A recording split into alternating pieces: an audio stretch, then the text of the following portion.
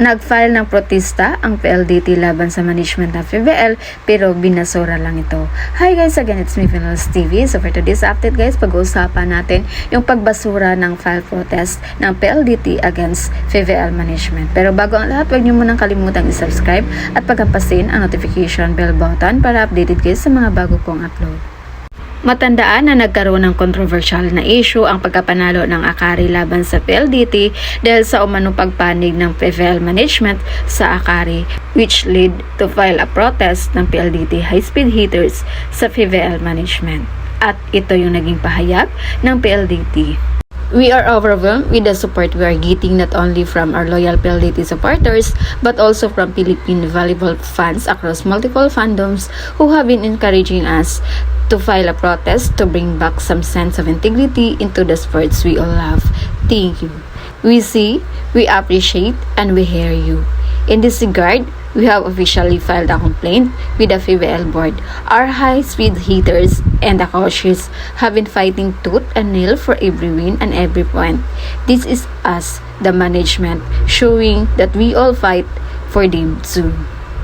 From this point on, we can only hope for the best. Muli, maraming salamat sa pagmamahal. Dahil sa protesta na yon, marami ang sumang-ayon, lalong-lalo na sa mga volleyball community. At ito ang isa sa mga naging comment ng netizen. It's truly funny how the PBL continues to defend the unacceptable and unfair decision made during the game between PLDT and Akari. PLDT called a challenge due to a net fault, as Madrigal clearly touched the net while the ball was still in play. This ruling has always been a fundamental role long before Akari even joined the PBL. A net touch is a net touch. However, the PBL committee denied PLDT's challenge without even allowing the replay to be shown on the video to be reviewed.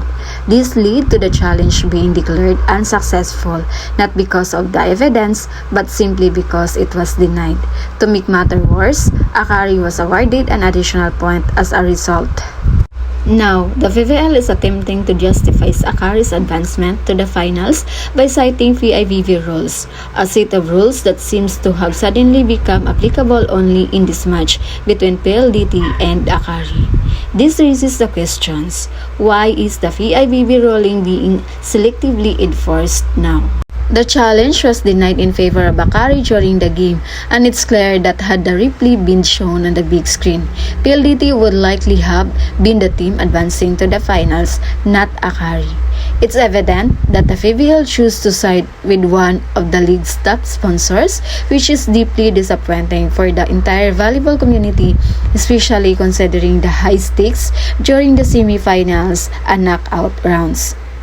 The way the PBL committee has handled this issue has turned into a complete farce, leaving fans and players alike questioning the integrity of the league.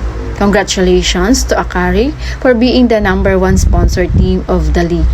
You can now confidently say that you earned your spot in the finals, and of course, thanks to your import player, referees, and PBL committee who played a significant role in securing the spot. Isa ito sa mga napakagandang komento ng isang netizens, pero wala na tayong magawa dahil PBL management ang nag-decide ng lahat. At ito pa ang ikinakalungkot ng mga PLDT fans dahil binasura ng PBL management ang kanilang protesta na final.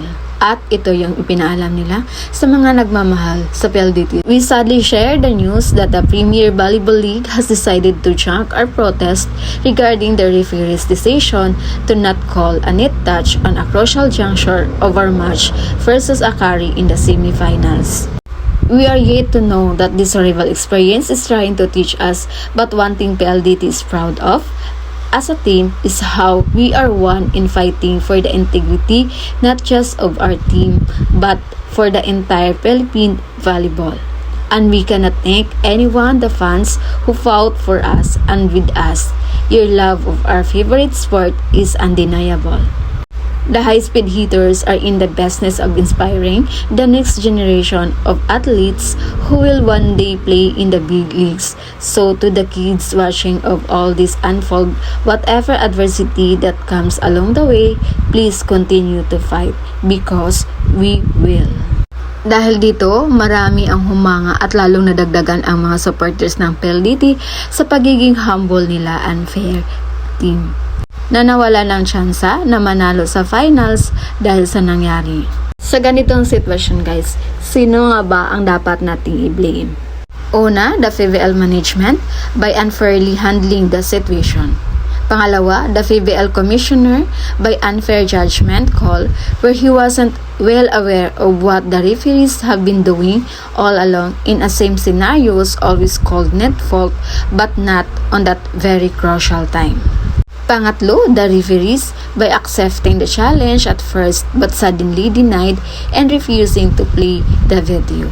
Lastly, Madrigal. I don't even want to drag her, but her dishonesty and not claiming that she did touch the net.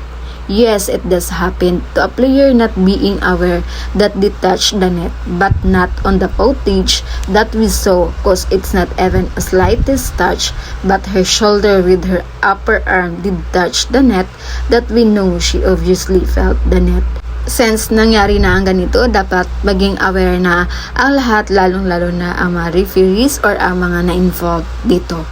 Kaya sa mga PLDT fans, PLDT players, come back stronger and prove them that you deserve more than that. Marami pang pagkakataon, tuloy lang yung laban. So, sa Akari team, sa mga players, focus lang sa game dahil may huling laban pa. Ididman nyo na lang yung mga bashers dahil hindi nyo naman naging kasalanan ang desisyon ng management. At lalong-lalo na, huwag nyong patsinin yung sinasabi nilang nakuha nyo ang final slot dahil sa kinampihan kayo ng management. Dahil kitang-kita din naman na round 2 hanggang semifinals naging undefeated kayo. Pinakita nyo din yung totoo nyong galing. So, yun muna yung pa-update natin guys. And again, this is Vinals TV. Thank you for watching.